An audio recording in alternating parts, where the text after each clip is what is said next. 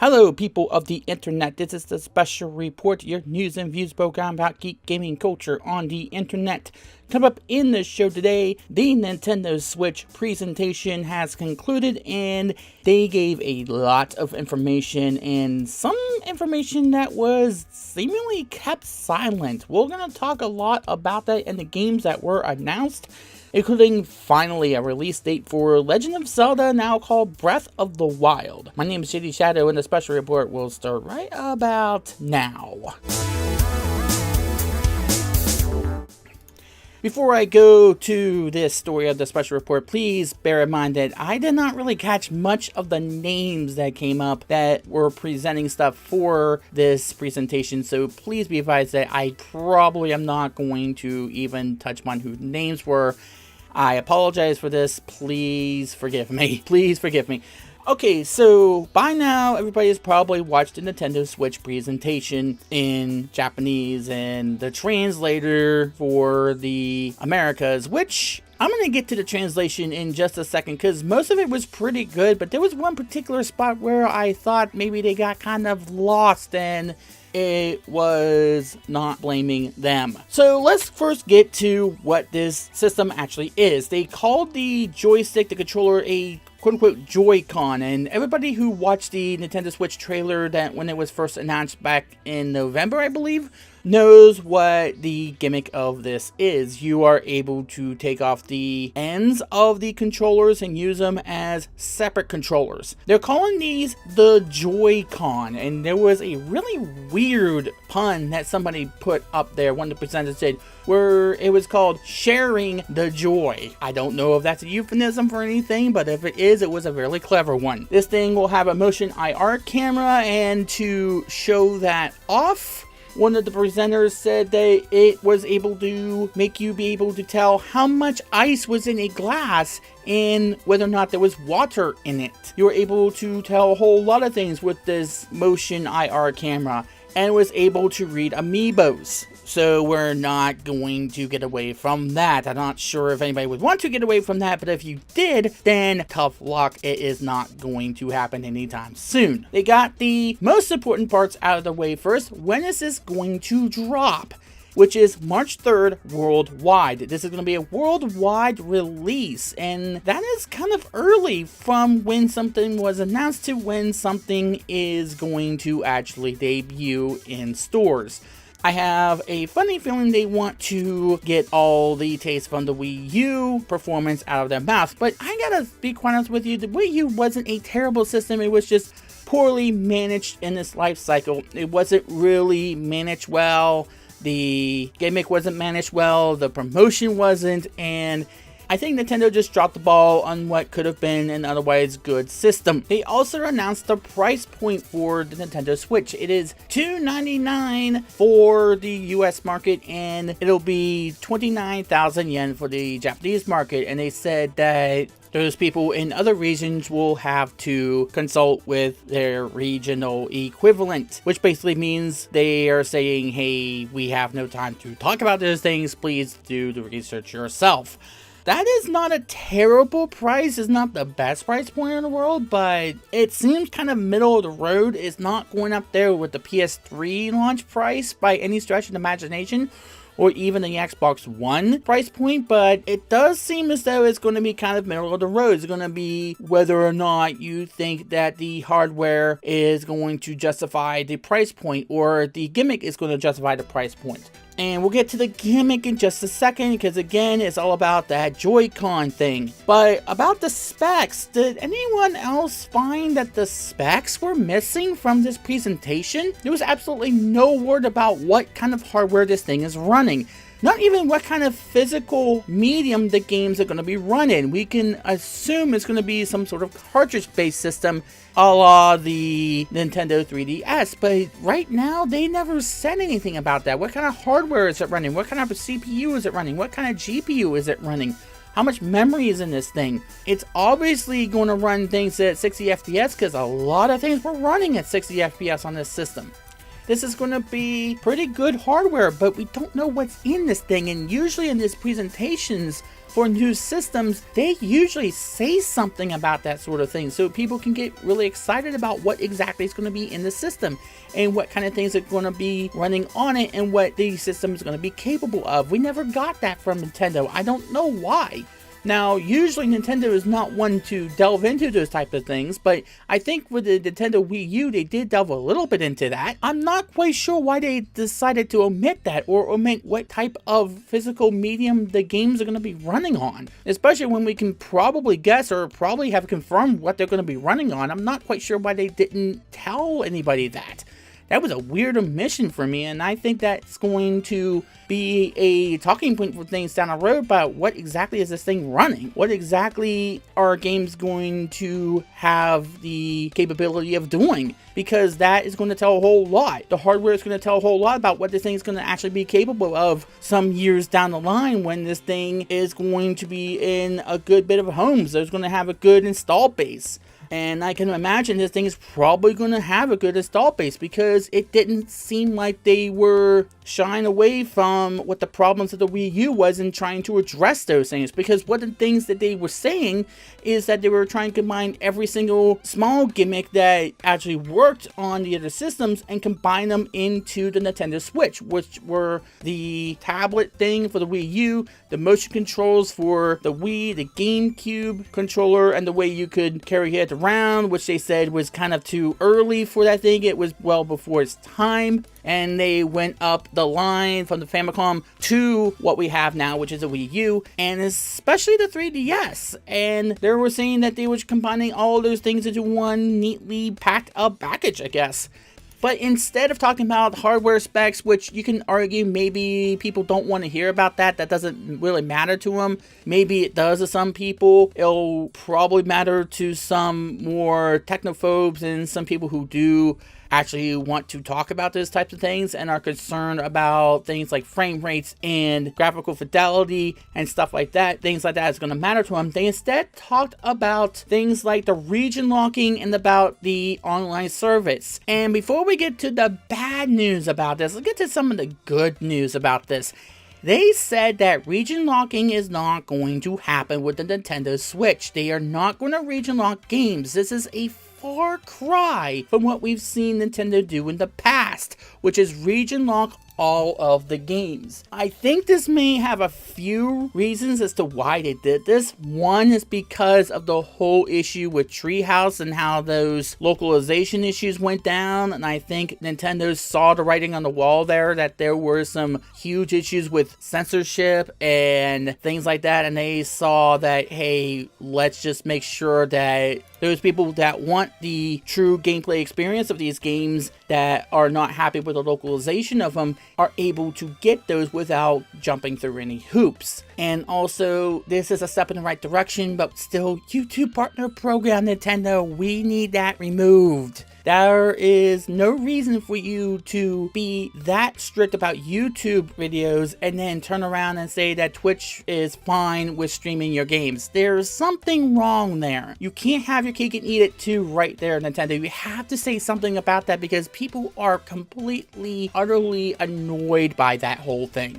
And you have failed to address that or failed to even acknowledge that maybe some people are annoyed and not playing your games on YouTube for that alone. So there is that. But this is kind of a step to say maybe they're seeing that there's some issue that people have with them and the draconian issues with copyrights and stuff like that. But I'm not holding my breath saying that this is a sign of things to come. Because let's get to the online abilities of this. Nothing really to write home about. They didn't say anything that was new with their particular online service. There was no thing like Xbox Live or PlayStation Network that they're putting everything into an umbrella for. At least not yet. They don't have any information concerning if they're going to do like a Nintendo Network or something like that.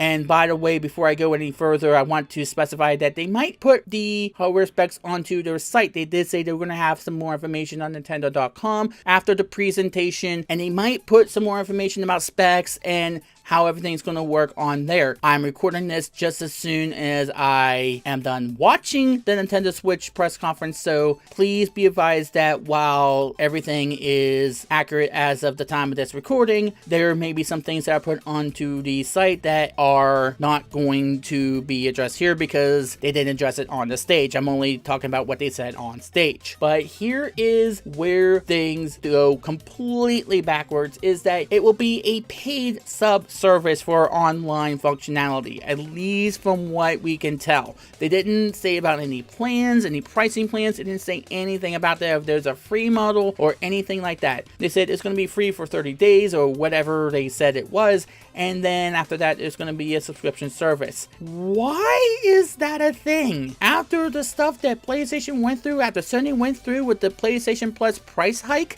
and after some controversies started to rumble along about why we have to pay for playing games on consoles online when the PC can do it for free, why go this route? This was the last area which you could play games online for free other than the PC, and now Nintendo's gonna do this? I don't see this going down that well. As a matter of fact, I can see Top Hats and Champagne's complaining about it right now even as we speak, and he complains a lot about that sort of thing.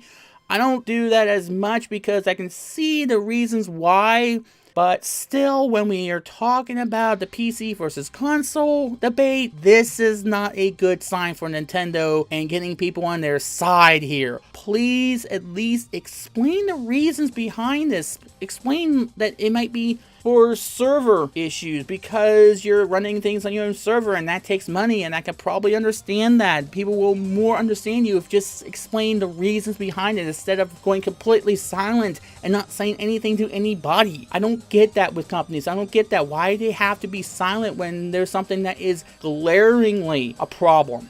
And this is going to be a problem. Nintendo's going to have to address this. Of course they are. 1 step forward, 2 steps back, I don't really know, but again, this is not going to go over well, and we don't have any information about if they're going to do anything like achievements or trophies. I would like to see something out of that for Nintendo. I would like to see something like that because I do think that achievements and trophies have helped in the way of replayability for certain games. I have thought that perhaps it makes people want to try out harder difficulties of games that they would have otherwise have not tried if that incentive was not there.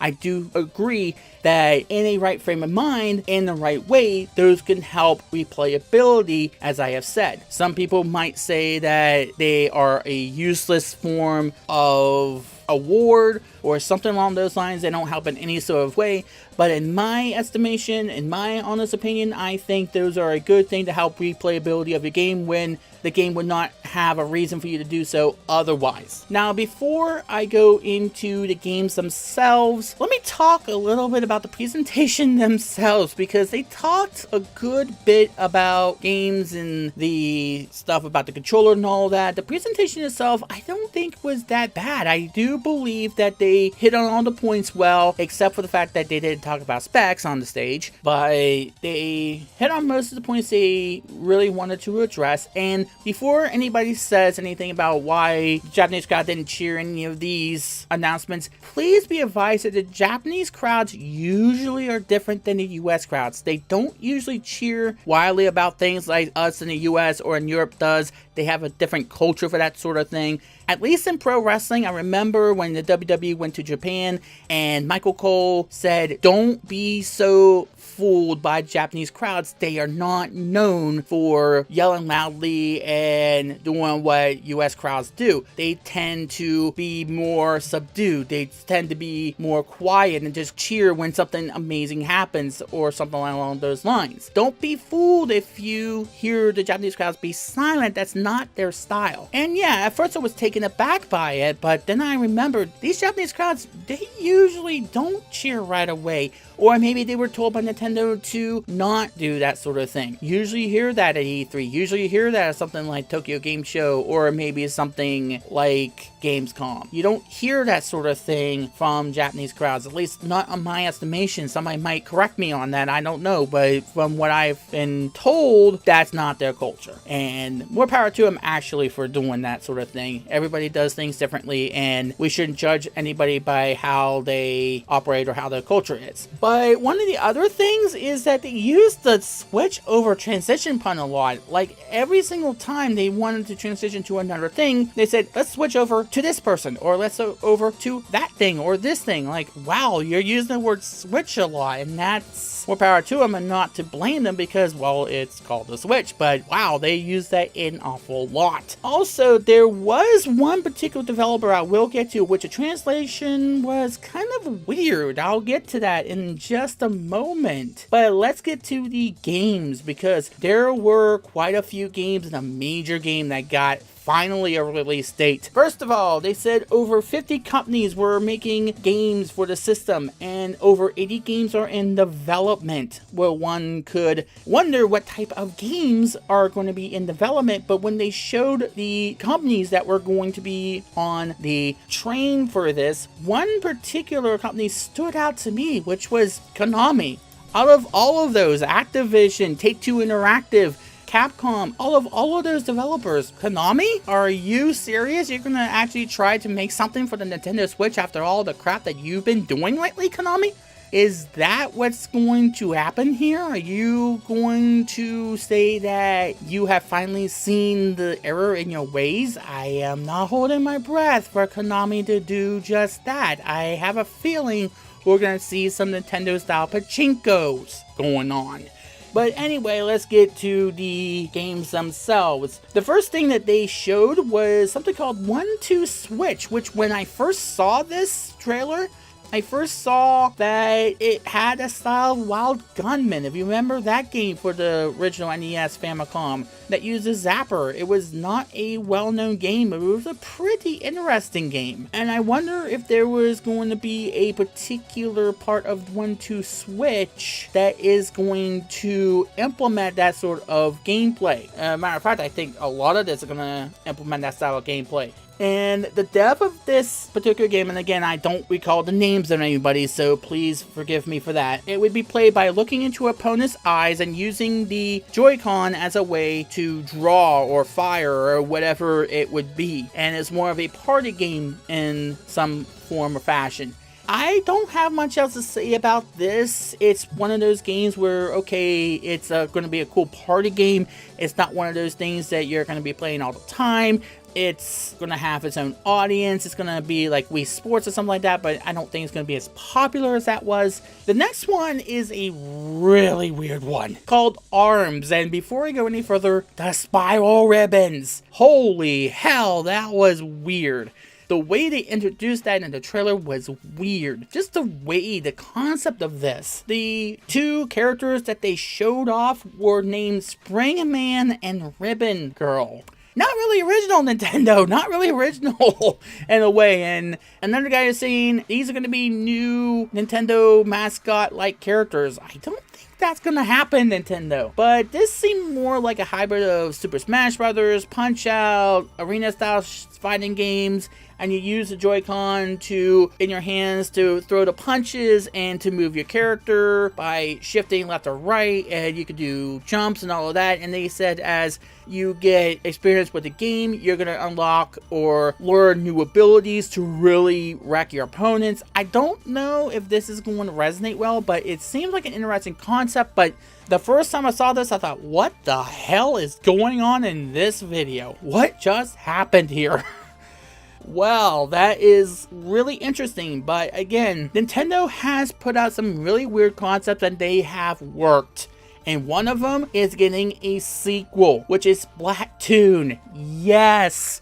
This to me might be a system seller. This to me might be something worth buying the Switch for, because let me be quite honest with you. I suck at competitive multiplayer games. I suck at Call of Duty. I suck at Battlefield. I suck at a lot of these multiplayer shooter maps, first-person shooters. Some of these competitive games where you have to do stuff like kill a certain amount of people or whatever. I got into Splatoon, and I think I did pretty well playing Splatoon. This was an amazing game. This was one of the most interesting concepts and most innovative concepts I've seen in a while. The developer came out saying that he was from the SQUADMATES or something like that, showed off a real-world representation of the new gun, one of the new guns, which is called a SPLAT-DUALI.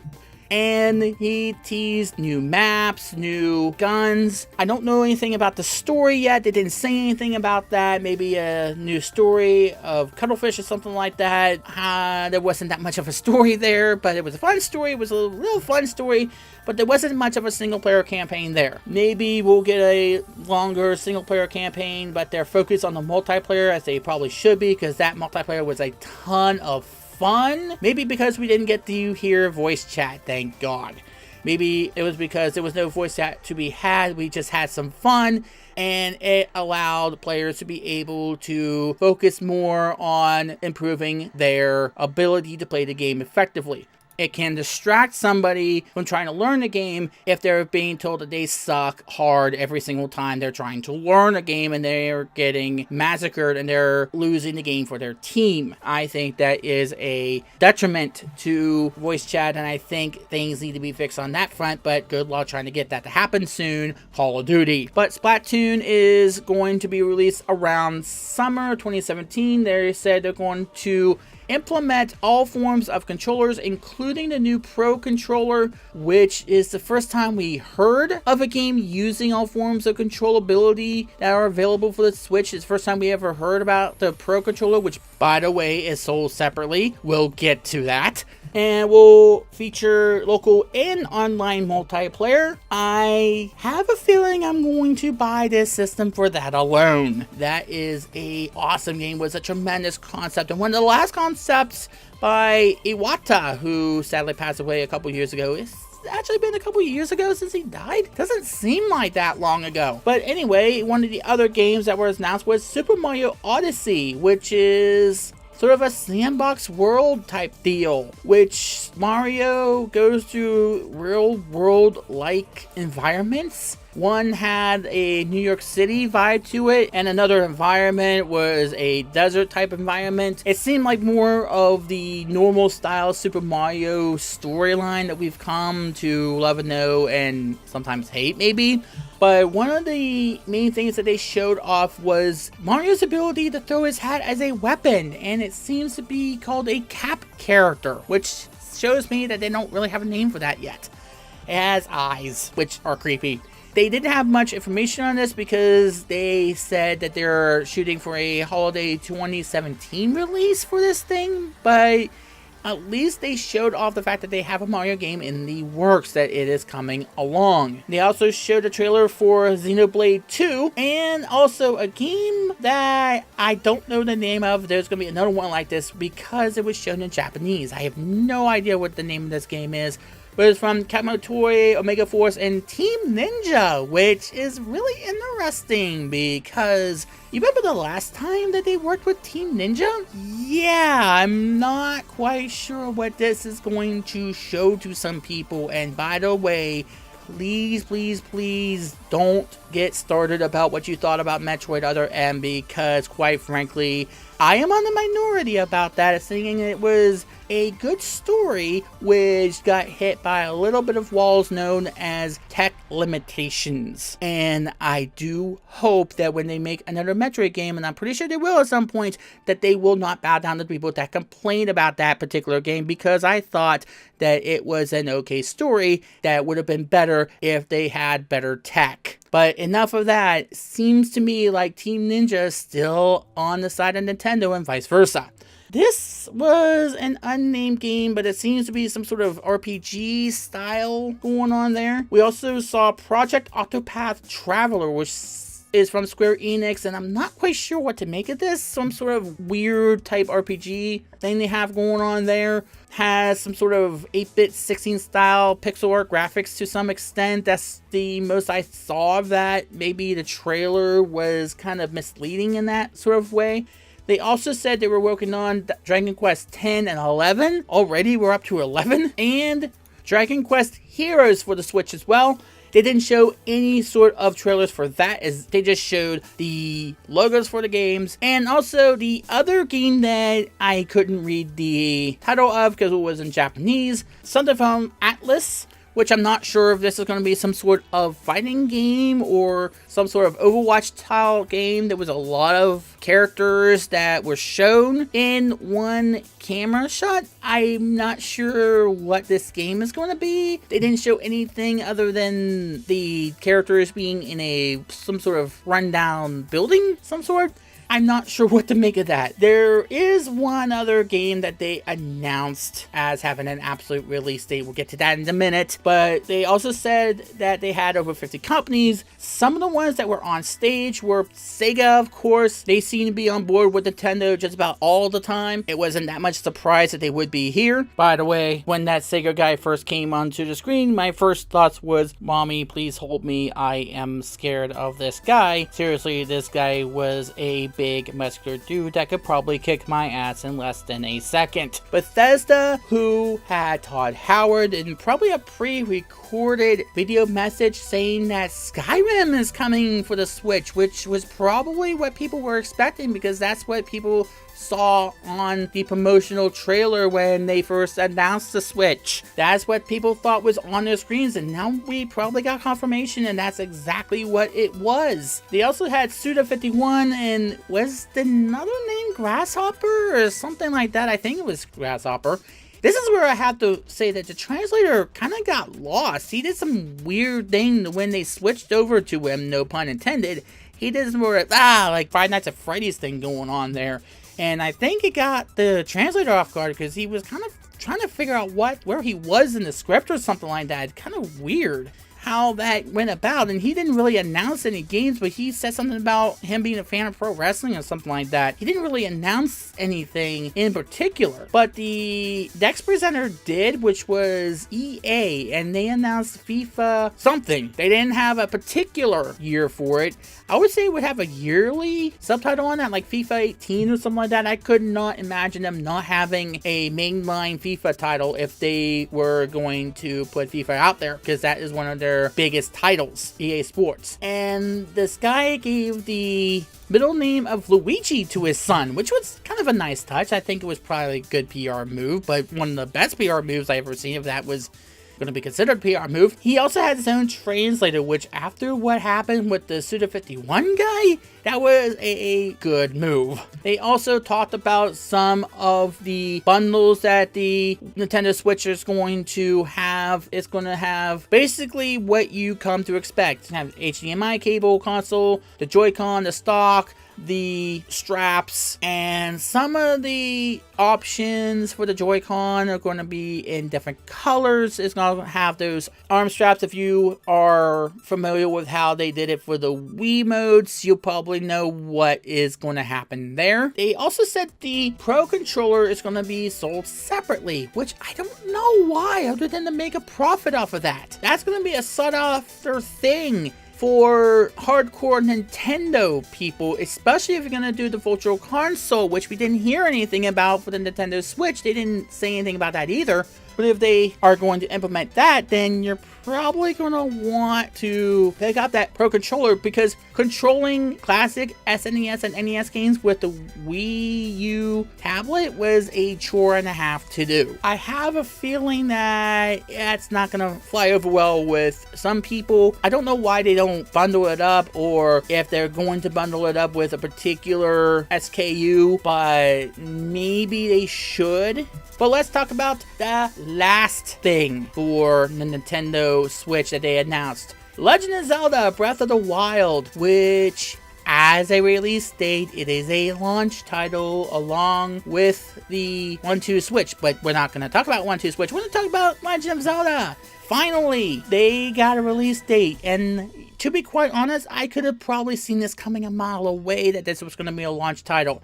Simply because, one, the way that they showed it off at first with Shigeru Miyamoto playing the game at New York when they went over to Nintendo Europe and then Nintendo of New York, or Nintendo of America, however you want to phrase that, Reggie Fils-Aimé went over to Shigeru Miyamoto, who was playing the game, which was seemingly quite finished. And that's when I was assuming this is going to be a launch title. If it's not, then not only is this going to be a massive disappointment, but it's going to be a massive surprise because it looks like it's pretty much ready to go. I'm not sure about the Last Guardian style graphics yet. I'm not sure where they're going with that yet, but then again, they've tried a lot of different things over the years with Zelda. I'm one of the few people who actually does love Zelda 2. I think that was a tremendously good game, if not terribly difficult, but I have enjoyed a lot of the different ways they tried to switch things up with the Zelda universe. This is probably going to be the biggest switch up they've done yet. One, open world.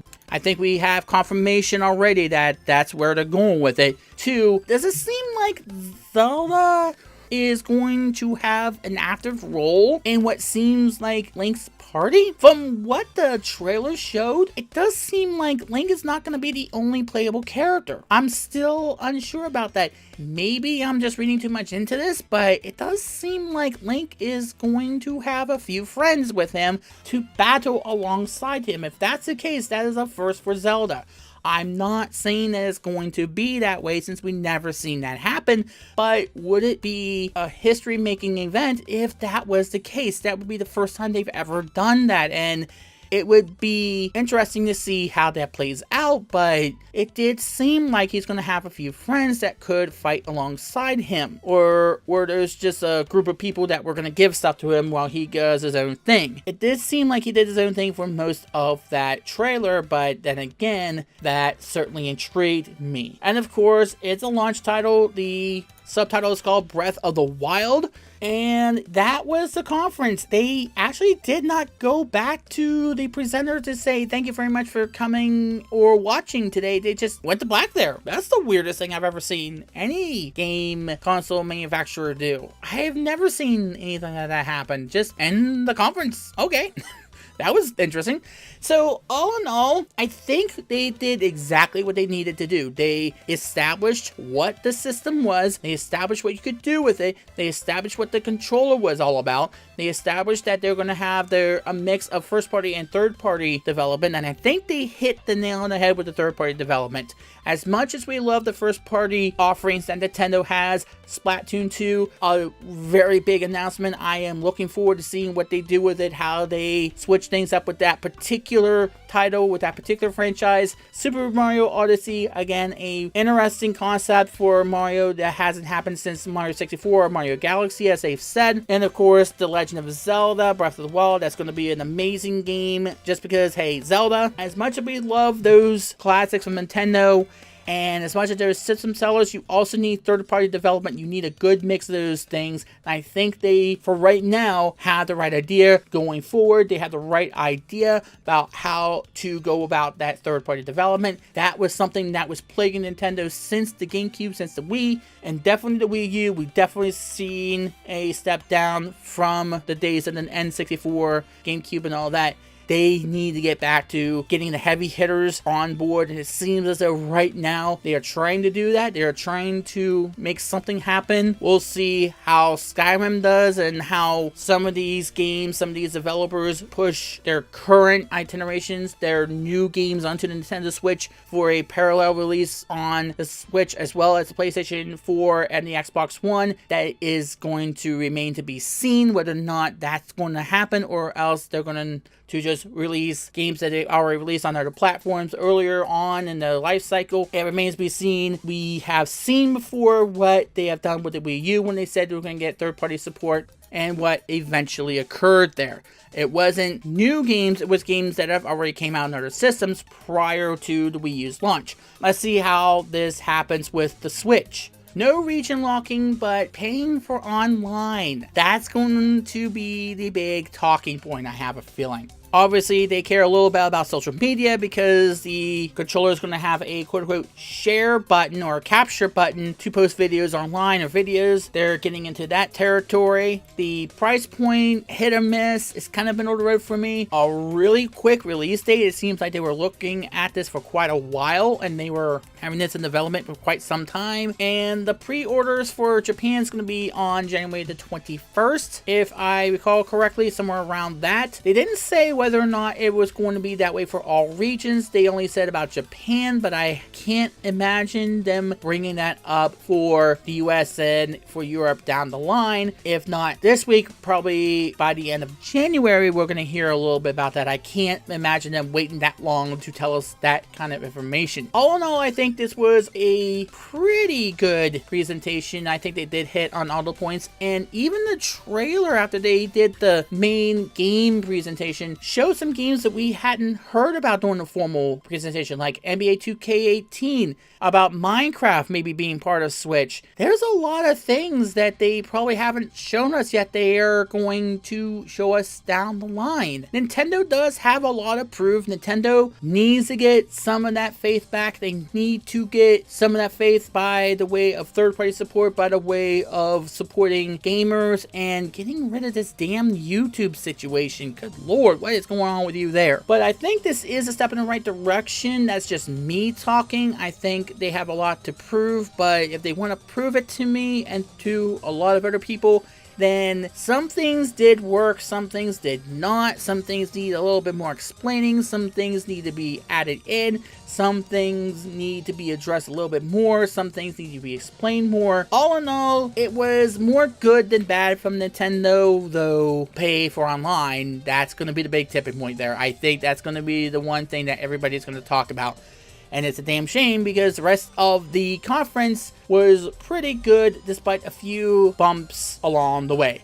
That's going to do it for this edition of the Special Report. Thanks always for watching. What did you think about the conference? Please leave a comment down below about what you thought about the conference and what you thought about my opinions of it. And of course, always subscribe for more geek gaming culture. The stuff you need is down below to do that, and also to like and share this video. That's always helpful. Until next time.